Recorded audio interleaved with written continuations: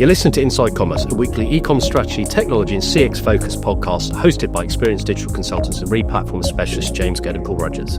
Get insights into e-com strategy and leading brands, hear from industry thought leaders and leading tech vendors with practical advice to help you improve your online CX. This podcast is sponsored by WorldPay, more about them later. Our topic today is the trends that are redefining B2B e-commerce. Don't get left behind in 2026. That's my clickbaity headline for the podcast. I've got a highly experienced agency founder and CEO with me today. So warm welcome back to Rupert Cross, who's the CEO at 5874 Commerce. Thanks, James. Great to be here. Great to be back on the pod.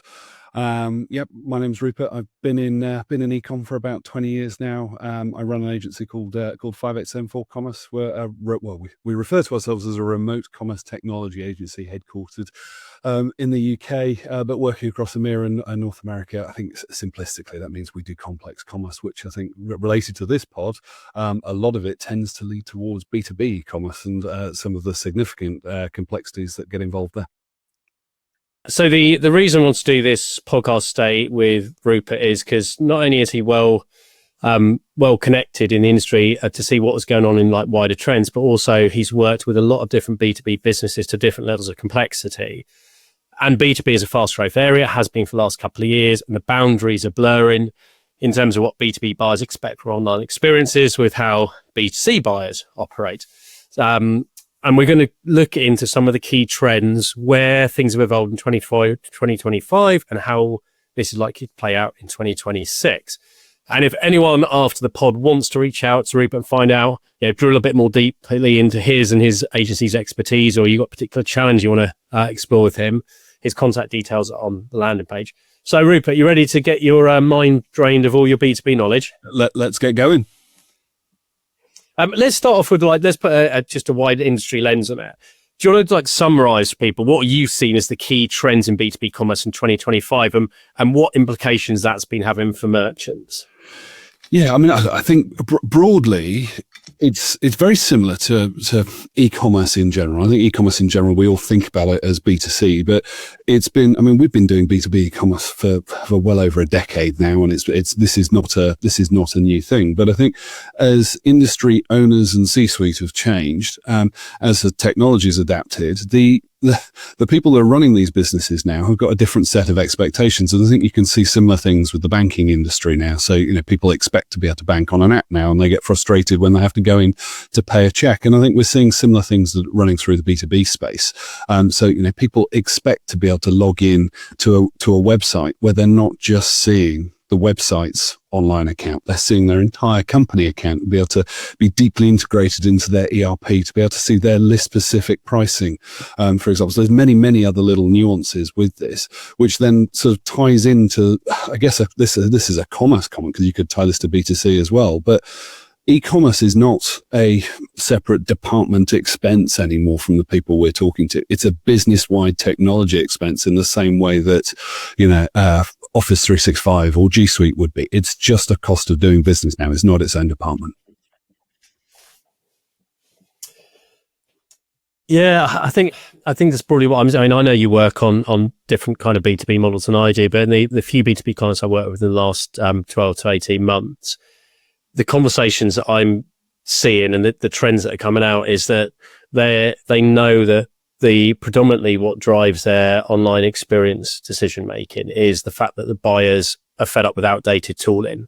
They don't just want a ability to enter some SKU codes and create a basket. They want a good browsing experience. They want some personalization. They want recommendations. They want useful content to help them. They want additional tools on the front end that enable them to make better product decisions, whether that's product finders or it's richer content or better videos. And it feels like this year specifically has been the year where and I'm working more with SMEs, I guess, in the B2B space, not big complex like manufacturing companies, but I've worked in various verticals, and it's generally more investment in content and digital experience technology I've seen in the last 12 months. Oh, that part's huge. I mean, one of the items I've got popped down here is data that I've put down here, which I think that data then runs into a whole series of other elements. But I think it was interesting. I was listening in preparations to this. I was listening to a couple of your other previous podcasts, and the nice solution architect from Shopify was referring to the democratisation of AI and how that started to make things simpler for people. And I think this runs across the business. If we think back 10 years ago, we're talking about an EDI that went directly into an ERP that was complex. It was very hard to set up and what have you. B2B commerce is a million miles away from that now. You can get going in a matter of minutes in the same way that you can on a B2C site. And there are businesses big and small that are dipping their toes in doing that. I mean, the Lance Oide, who leads out Big Commerce's B2B efforts, he refers to it as crawl, walk, run, and about how people are starting to adopt B2B commerce as a mantra. And we're seeing that's making quite a large difference across the industry as a whole. And I think you kind of combine that with some, I suppose, some industry associations that are setting up. I know the Brett Sinclair out of Australia has set up a global organization called the B2B Ecommerce Association that says that's made huge gains this year that we're a part of. They did some interesting research where they were talking about where blockers were and where things were a couple of years ago versus where things are now. Budgets is a huge constraint and is the number 2 item that people were talking about. People were talking about going, how do they get C-suites to engage in a program? That wasn't the case a couple of years ago, and I think that's run with the macroeconomic trends that have been positioning themselves globally. But as I say, the democratization and where the platforms have taken things, so it's like the industry's evolved as a whole. Yeah, definitely. And look, we'll come on to the personalization and the UX bit in a second, but I think that's the thing, the speed to market has been sharpened up by SaaS vendors, and there are multiple. You've already mentioned Big Commerce, Shopify. There are many out there that, Centra's got really solid wholesale B2B model, very, very popular in Scandinavia. And I guess that's if I go back 3 years maybe, the conversation about timelines for launch, that would often create the budget issue. Yeah. The amount of development work is required. Whereas actually, if you're a B2B or B2C to B, or whichever way around you want to put it, and you don't have really complex integrations at the back end, then the ability to set up, create customer account hierarchies and product catalogs and set custom pricing, yes, it takes work and effort, but actually you're talking a few months. You're not talking 9, 12 plus months. Absolutely. And in some cases, so if you already had a website that's running on a SaaS model that's doing a B2C trade, in some ways, depending on what your definition of B2B is, it could just be you log in to get a discount on those gold, silver and bronze discounts. You may not even need to make an architectural change to do that. It's around business processes. And I know that you and I have had a few groans and moans at each other over the years where we're talking about actually, sometimes traditional B2B businesses, if they adapt their processes to meet the modern world, to meet the technology that's there, they'll have a much simpler implementation and they'll be able to get there, particularly with modern tech. But similarly, you can adapt that modern tech, but there is a customization cost that comes to meet that. Ready to grow your business online? With WorldPay e-commerce, you can deliver fast, secure payments your customers love, backed by global reach and real people-powered support. Scale with confidence and enhance your customers' experience with WorldPay e-commerce. Let's get on to personalization, which is an often misused term. I think personalization of pricing and product selection is pretty well established, and there are so many tools that do it. But the customer experience or the UX, the content piece, has typically lagged. I think a lot of B2B sites I've worked on historically, everyone sees the same content. There might be difference in product recommendations, but it's the same content, it's the same tonality, it's the same word in everything. Whereas I'm definitely seeing a greater interest and a consideration of tech around improving that, whether that's at segment level or customer level. Do you want to talk about what you're seeing? Like, how have you seen the tech evolve, and how are you seeing B2B businesses embracing it? Yeah, I was thinking about this ahead of time when after you previewed me the questions. if I think back 3 or 4 or 5 years, we never sold an advanced search and merchandising platform when we did a technology implementation. The B2B vendors never saw the value in it. And that's been for me, that's been the biggest change. Now, whether that be Clayvu or SearchBringer or Athos, whatever they're called now, or Bloomreach, et cetera, we've all of our latest and greatest B2B implementations have got high-powered search and personalization that's within that. So I think for me, personalization always starts with the search, and I'll kind of loop back on that in a second, because I'm seeing something that's quite interesting there. But you're also talking about product carousels that are relevant to you. You're talking about specific content and what have you. So we're definitely seeing that that these B2B vendors are putting in search and merch teams. They're also tying that to their email experiences. So, they viewed this, then perhaps someone gets an email that comes to that. And I think this has been a massively underutilized part of B2B, because B2B is your stickiest customer. They're going to come back and order from you, whether it's weekly, monthly, daily, whatever it is, but you know an awful lot about those people. Whereas in B2C, you might see them once, you might see them 3 times, but it's just fundamentally not as sticky. So the opportunity for personalization is much, much larger. I think the other thing that I was talking to the team about with this was AI search and what that's going to mean to it, because I think this is going to totally transform everything that I've just said over the last 4 to 5 years. And it actually sent me off on a bit of a deep dive into some of our customers' accounts, because I was sat there going, are people actually starting to use prompts and put that into the top of websites? And I was surprised they weren't. But there was a couple of instances of it where they were actually doing what you would call larger scale prompts. So I think that's something of where it's going to go to, and how that's going to implement personalization. I don't know. I mean, are we going to end up building agents where your ChatGPT agent has got your logins to your B2B website that can go in and do it? Probably. I don't know. I think that's probably the direction it's going to go in. We'll see. Yeah, what I find interesting is that there was always historically a big lag right behind B2B's adoption of modern tech for e-com and B2C, and that lag is closing. And actually, in some areas, B2B is accelerating faster because of the impact and the potential of it. When you're right, when you have that regularity of customer contacts, there's some really interesting use cases for personalization coming out of B2C that I can see fitting really, really well in B2B. And one of them was so Warren Cowan, who's the one of the founders that found it, which is a personalization platform.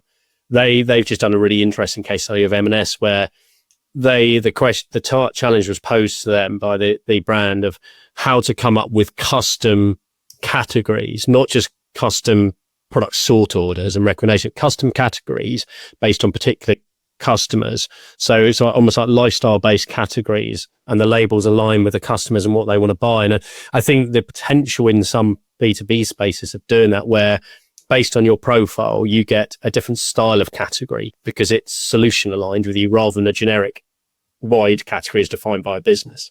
Yeah, I think this, I totally agree. And I think this is huge. I mean, B2B commerce is around making making your customer's life as slick and easy as possible. It is to place the order. They're not discovering. They probably already know what they're looking for. And it's a case of reordering that in the quickest, simplest, part of the way. I mean, it's one of the things that frustrates me about I use a particular supermarket, and it does have AI to pre-populate the cart, but it doesn't already do it. And I think this is where these AI personalization engines are going to drive with B2B. And the opportunity there is huge. The commercial opportunity, the volume of orders that are going through these sites are extraordinary now. Exactly. And actually, I'm going to kind of hijack the flow we had already talked about, because where I think this links really nice is the evolution of AI tooling and agentic is basically refocus people on what the foundations of good technical SEO have always been, right? Which is really good structured data. And that is product data. It's additional data that can be marked up, that can help answer engines interpret. And I think this is where B2B companies have a potential advantage, because they often have lots and lots of deep attributes and products. They might not be well organized, and they might not all be structured correctly and marked up correctly for a front-end website. But the ability to do that and sharpen the product catalog not only is going to boost them from that answer engine point of view, but also for tools that are able to create smart categories. If you know that this company is use as shelving, but they use it for a very specific context, and this is the environment in which they do it. The ability to then generate smart categories that target sub-selections of products purely for that end solution, rather than a generic, here's your shelving, now filter.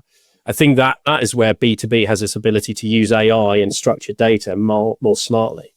Yeah, absolutely. I mean, as a business, we've never done more PIM work than we're doing right now. And I think and most of that PIM work is based around B2B companies, and they're all coming at it with the same lens. They've either got a lower value PIM that isn't quite cutting what they need it to do, or they're still, God forbid, working on spreadsheets and they're struggling with distribution. But fundamentally, they've got a data problem that then they're trying to distribute it out, which will then enable what you're talking to there, James.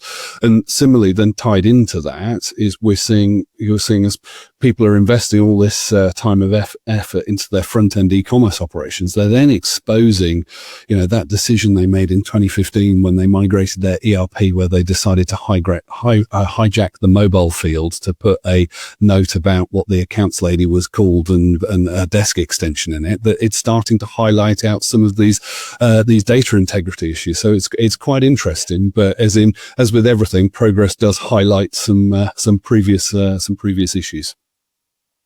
Yeah, and you're right. Whether it's a PIM or it's using structured data models in the native platforms, that ability to take what was previously a dump of bullet points in a single description field and turn that into proper meta fields, which can be marked up correctly. It's challenging, but you're right. I think that's an area 2026 exactly where B2B brands need to be. But let's extend the data piece you came to. I want to talk about an area which isn't as glamorous sounding, but is fundamentally critical in B2B, which is demand forecasting and inventory optimization.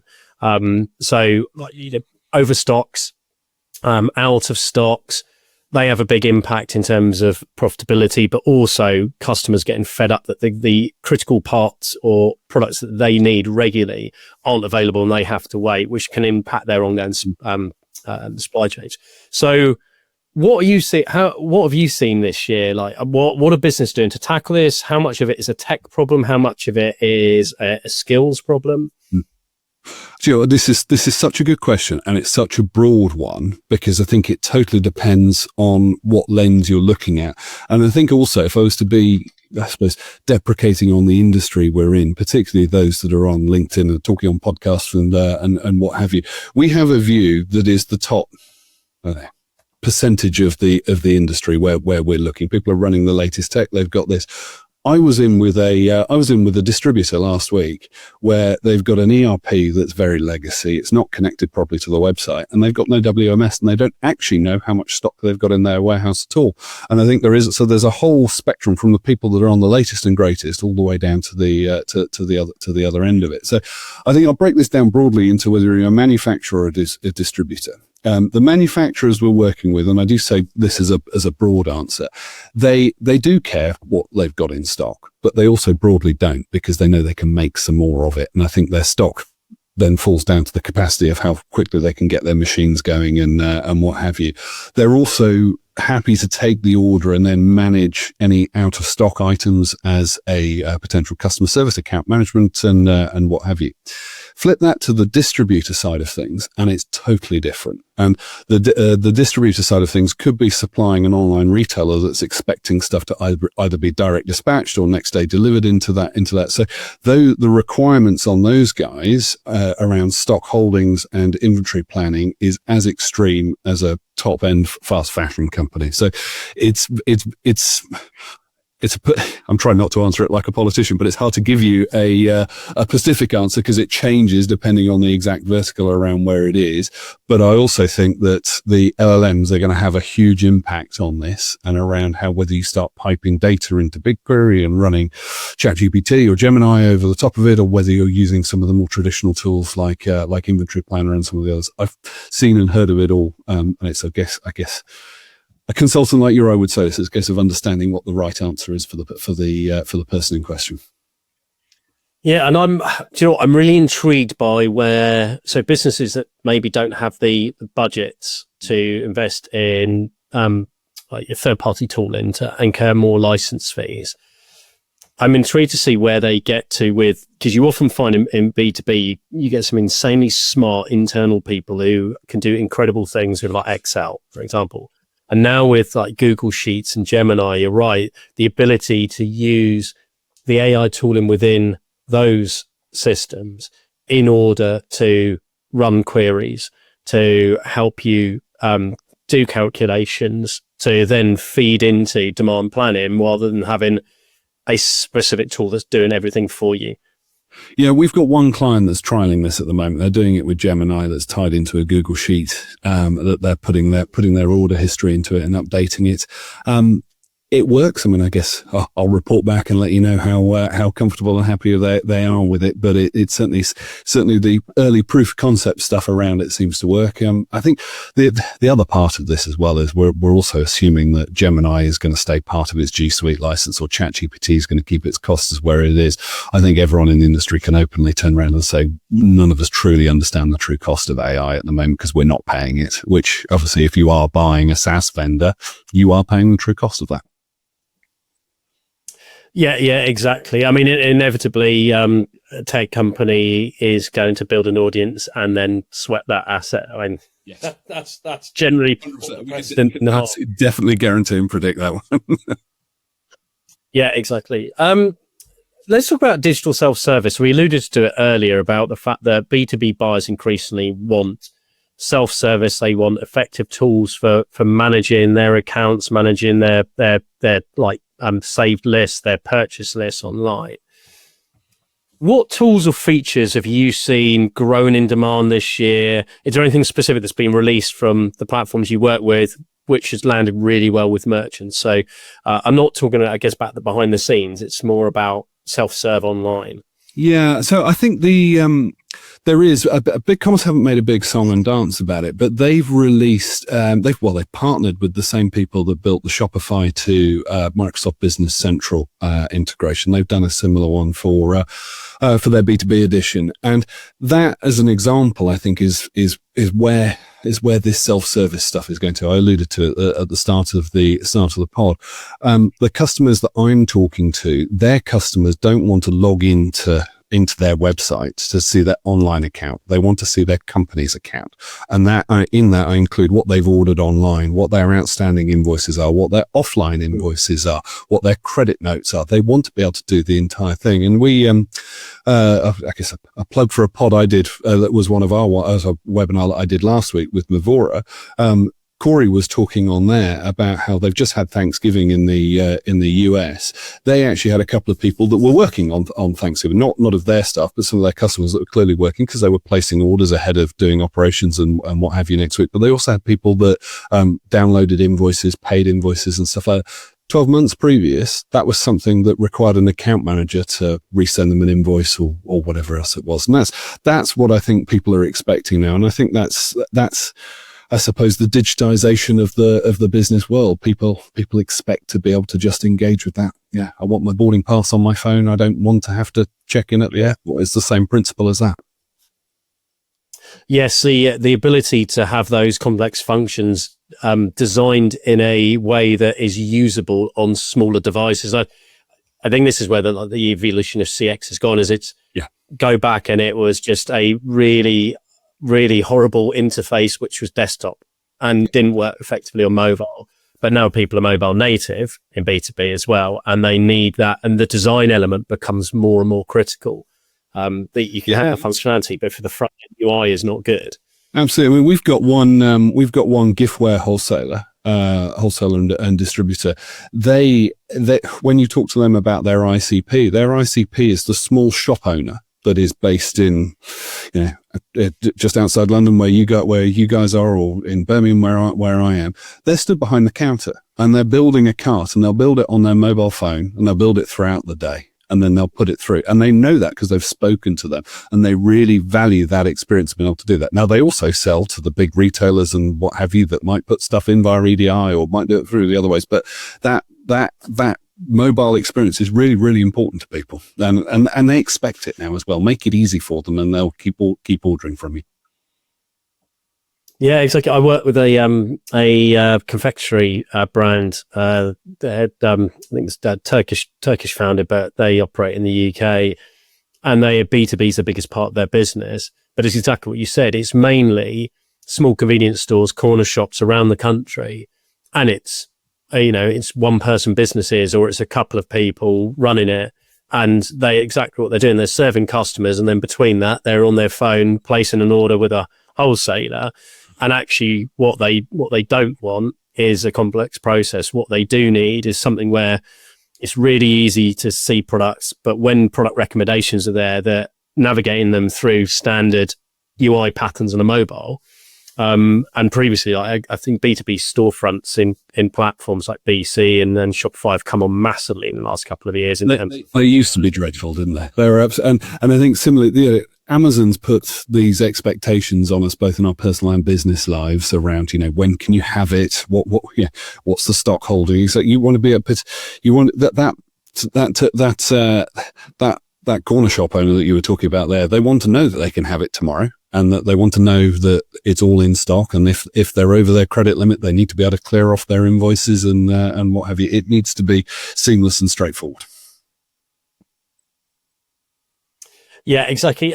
One area that I'm keen to pick your brain on. So it's not an area that I've done anything actively with B2B customers, but I've seen, read, heard a lot talk about adoption of AR and VR around like deeper product demos. So I guess in more technical products where there is a long decision process or there's more complexity in the product that people are buying, like virtual tours as well.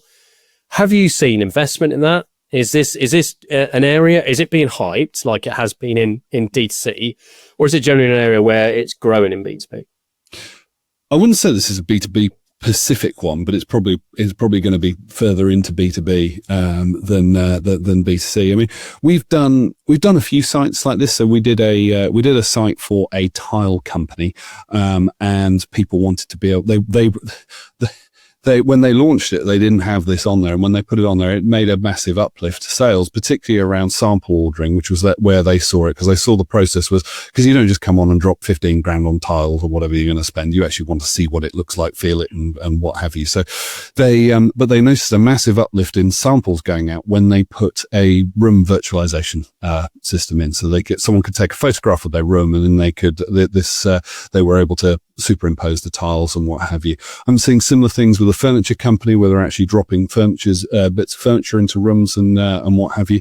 I think IKEA and some of the bigger kitchen companies have nice ones where you can actually design kitchens and what have you. I know my wife did various bits with that when we're having our kitchen refitted. I think that's when you start to go to full bombs and what have you. So you're actually physically dropping in the CAD files, and I think there's various levels of where you take this to. But so I think it's specific use cases. I think it's really, really clever. I can't see it hitting fashion and what have you. I mean, saying that I've never bought glasses online, but I know people that have, and they do similar things like that. But yeah, so I think it's TBC is the answer to your question. So is it full hype? Probably, absolutely, by the tech partners that are involved in it. But I think there's definitely going to be a usefulness that comes out of it. But then I think the other comment I would have to this is, Zuckerberg pulled 30% off his metaverse investment that he announced a couple of weeks ago. So who knows? Let's see. Interesting. And one of the areas of AI that I'm keen to talk about is obviously AI isn't everything. Is the assisted quote to order workflows, like the quote processes are critical to so many B2B businesses, and they're not exactly the same. There's custom quote requirements in certain businesses, but the bit that most B2B businesses want is for it to be quick, for quotes to be able to be generated online, and also to speed up data entry, so that you can automate as much as possible in that quote management process. What have you seen in this space? Have you seen good advancements in 2025? What are the trends around this? Lots of talk is the answer, and I guess this is depending on exactly when you release this. I think may get bumped into some NRF announcements and what have you that come out, because I'm expecting a large amount to come out when all the code freezes and what have you goes after the Christmas break. I think there'll be a huge amount in this area. So I'm in my mind, I'm envisaging a chatbot that sits on the front of a website that you upload a PDF or a CSV file and you say, give me the prices on this. And it'll go off and generate a cart and it'll go and put that into it. I've not seen it. I've heard lots of people talking about things that are in that sort of area, and it's going to be very interesting to see where that comes out. It was certainly, if I was on the platform side of things, that's exactly where I'd be looking to slicken it up to, don't make me enter 15 SKUs or even better if it was 1,000 SKUs that you're asking people to generate a quote on. That's absolutely where the B2B industry could be transformed if you could get that dropped in and not have to email it off to your account manager. Yeah, that sounds great. So hopefully that's where they'll end up. I've not seen anything that's confirmed, although I fully expect to have a few comments and DMs after this going, we've already got this and it's here. So let's see. Yeah.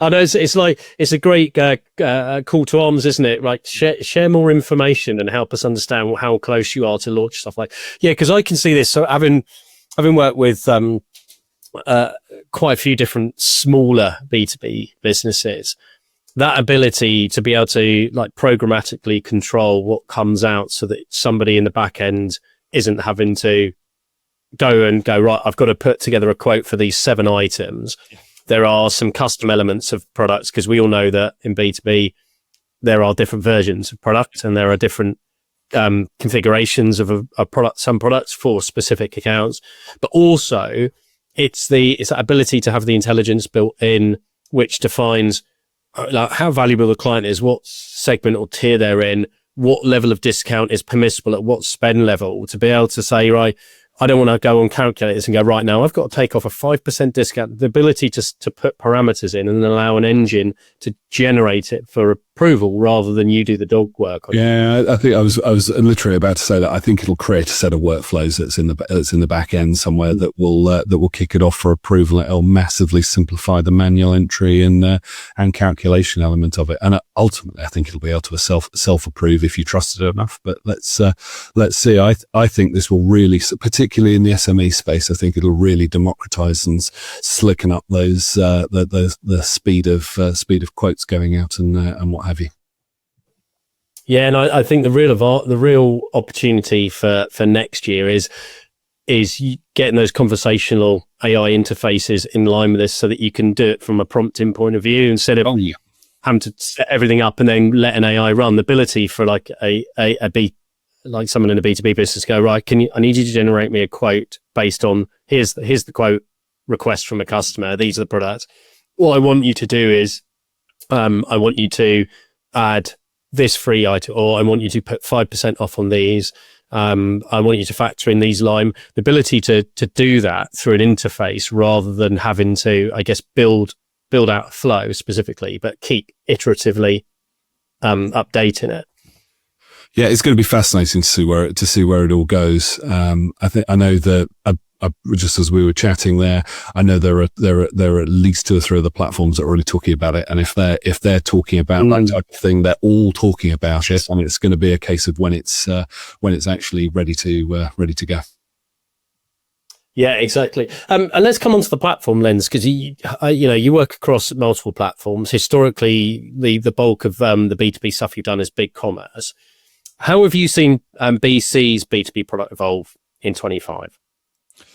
I think it's been a really impressive year. So I think I was kind of making some notes on this in the background.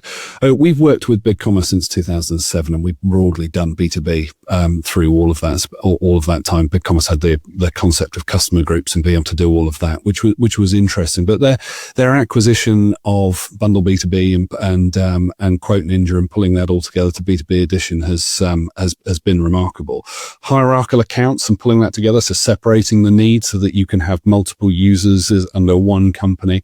That was a total game changer. And I know you in particular, how you and I were talking about that, and you had a couple of clients that were struggling with that particular use case, and that made a huge difference for us. They've done a lot this year that's been API performance and pulling B2B Edition closer to core. It's still not, it is part of core, but it's a module they turn on rather than being part of the entire thing. But that's had some real performance improvements as to how we're able to do things. But the big thing I'm really excited about is what they're doing with multi-language, which they've not really made a big song and dance about. And it's about, I don't know, 50% out. I know Christina was on your pod a couple of weeks ago talking about this. We'll have our first multi-language B2B site that's live, I'm going to say roughly February, with Mavor in Canada.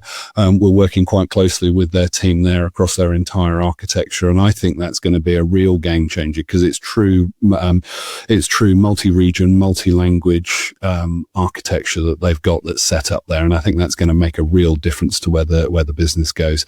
And then I suppose the last thing is I know a lot about what they're planning with their agentic work, and I'm going to pause talking about it there because I don't want to walk onto a landmine and talk about something that I shouldn't be talking about because I don't know when this is going out. But yes, there's a lot of exciting things that are coming out that I think will allude to some of the stuff we were just talking about previously and some of the other things. So I think it's going to be interesting to see where it all goes.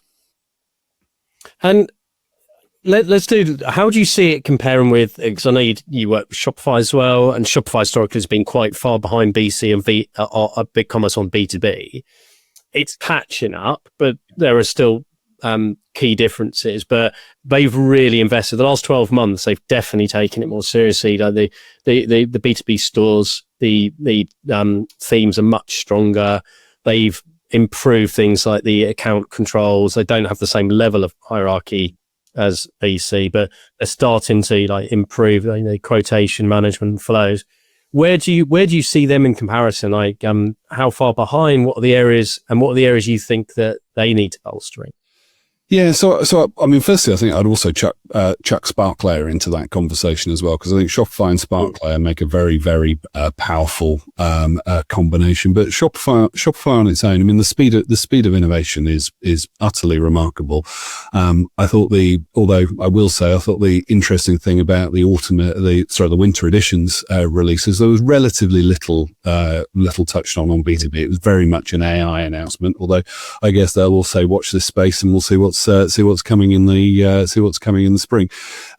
It still feels like B2B light, but I think some of that comes into the conversation where we were talking about earlier, going, what does B2B mean for the different businesses that are running on it? So if you're someone that's already trading on Shop and you've got a very successful B2C instance and you want to go wholesale, Shopify Plus is probably absolutely perfect for you because you're not carrying any of that historic complication and what have you. So I think for me, that's where the gap is between the two. If you've got significant complicated backends and you may be doing crazy processes in SAP or whatever your ERP is, I think that's where some of the complexities comes in.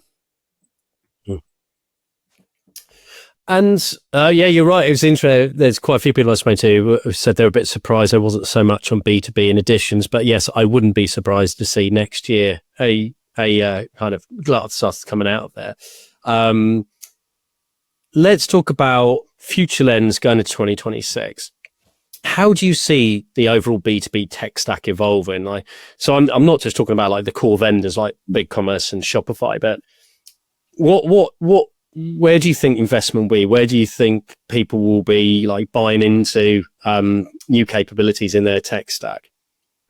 I think there's probably a difference between where I think it'll be and where I hope it'll be. I think this is the answer. I really hope that people invest in their data and they get their data right and they're able to build on solid foundations. My apprehension is that people drink some of the Kool-Aid that comes out of the very, very sophisticated marketing engines that come out from some of the SaaS vendors, and they make things seem easier than they are. I think we've spoken about AI a lot on this podcast. Doing AI store development, theme development, whilst overtly, it looks very straightforward. There's a number of trip hazards you can come up with within there. And I think that's the thing the industry we're not fully understood that yet. We've got a couple of clients that are doing microsites, and they're doing them on their own with AI and what have you. And I just kind of remain skeptical, going, so what happens when it doesn't work or you don't fully get to where you want to get to? So I think that's where I'm nervous about the industry. Is I think on the technology side, we're making everything seem very straightforward, where actually fundamentally the operations are still complex and they still need testing and all of the rest of it that comes with it. So I suppose I hope that expectations and reality are still aligned, if that's not too miserable of an answer for you. Yeah. No, I think it's good to be pragmatic as well, because there's always been hype around technology in our industry. It's just that AI has accelerated it simply because of the speed at which new tools and capabilities are being released. And I think there's always self-interest in trying to push people into adoption of tooling. Whereas, if you're truly objective, you want people to invest in tools that they've understood the implications of. So I'm glad you called out the data bit as well, about the focus on data. It's a really boring answer, but the data one, if people take nothing else from this conversation, if they get their data right, everything else will become much easier in their life moving forwards.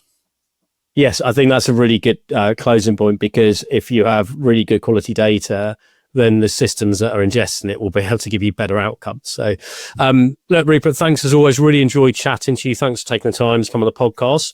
And I hope everyone listening has enjoyed it. And as I said, Rupert's contact details are on the landing page if you've got any specific B2B questions or potential projects you want to talk to him about. You're listening to the Inside Commerce podcast, hosted by experienced consultants James Gurd and Paul Rogers. Inside Commerce is your fast track to digital knowledge, featuring interviews with leading e-commerce retailers, industry thought leaders, and the C-suite of key tech companies to explore the latest in digital strategy, customer experience, and tech. Discover what the latest trends really mean and get practical advice based on experience to help fine-tune your e-com strategy and tech stack. Follow us on LinkedIn and reach out to James or Paul if you'd like to discuss an e-commerce project. We hope you enjoy the latest episode.